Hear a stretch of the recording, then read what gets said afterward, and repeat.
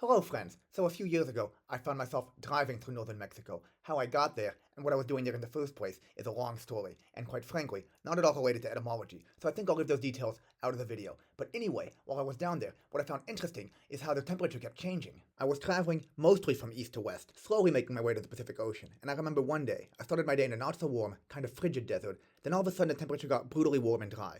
Then in the afternoon, it started snowing, and finally, in the evening, I ended the day in some rainy and humid highland. So I spent the day shedding and unshedding layers, and the whole time I was wondering, I'm traveling from east to west, mostly along the same latitude line, and not really moving towards the equator at all. So then why is the climate so diverse? Shouldn't there only be one climate type? Etymologically, that's how it's supposed to work at least. You see, our word climate was originally a synonym for latitude. Through Middle English and Old French, it comes from the Latin clima. Now, a clima was not only a unit of measure used by the Romans, encompassing an area of 60 by 60 Roman feet, but it was also a noun meaning slope or inclination. In fact, incline and climate are related through a shared Proto-Indo-European ancestor. And so, klima comes from the ancient Greek klima, and that's where it gets interesting.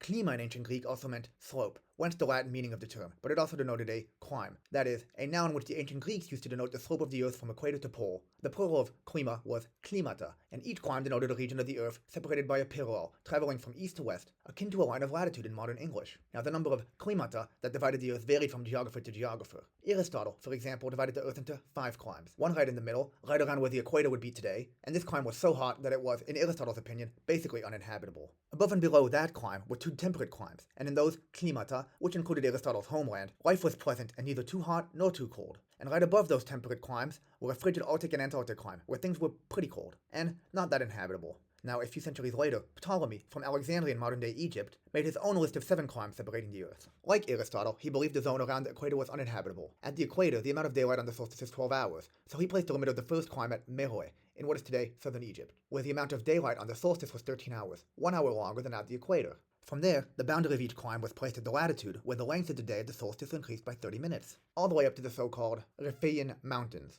which don't actually exist, but which the ancient Greeks thought were at the edge of the habitable world, and were located somewhere around the source of the Dnieper River in modern-day Ukraine. And so, according to them, everything farther north was basically uninhabitable. So, over time, both Aristotle and Ptolemy's climb system was adopted in many parts of the ancient and medieval world, and gradually, the concept of climes and the word clime itself, or local variations of it, was adopted. For example, in the Middle East, through the influence of medieval geographers al-Biruni and al-Idrisi, the Greek klima eventually became the Arabic iklim, a word which still exists today and retains its original meaning in modern Arabic, whereas interestingly, words descended from it in other languages generally mean climate. For example, the Indonesian iklim. In the 16th century, the Middle English climate, a descendant of the ancient Greek klima, through Old French and Latin, gradually began to be used, not only to describe regions of the world, but also to describe weather conditions in that particular region. For example, in a 1586 English translation of the works of the French explorer René Goulin de Laudonnière, where the word climate was used, with its Middle English spelling, preceded by the adjective warm, to describe the weather in Florida. And of course, from Middle English, the word gradually evolved into its modern English variant, and it has many cognates in other modern languages, such as the French climat, the Russian klimat, the Dutch klimaat, and of course the modern Greek klima, among many others, which are all derived from the same ancient Greek word klima. So there we go, a single word to describe so many different combinations of weather, like the multitude of different climate zones I encountered during my trip to Mexico. In this part of Mexico, the climate definitely changes. Thanks for watching.